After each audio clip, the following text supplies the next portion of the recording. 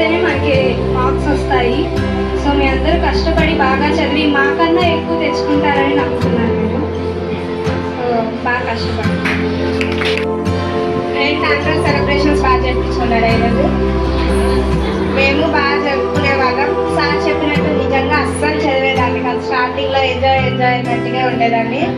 చివరిలోకి వచ్చేటప్పుడు వాళ్ళకి సీరియస్ వస్తుంది, పోటీనెస్ వచ్చింది చదవాలి అనేది.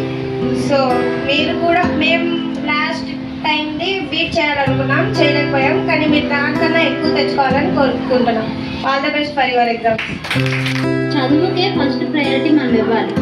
సో దాన్ని మనం కట్టి పెట్టడం కాకుండా ప్రేమతో ఇష్టంతో చదివితే అది చాలా మనకి ఫ్యూచర్లో చాలా బాగా ఉపయోగపడింది.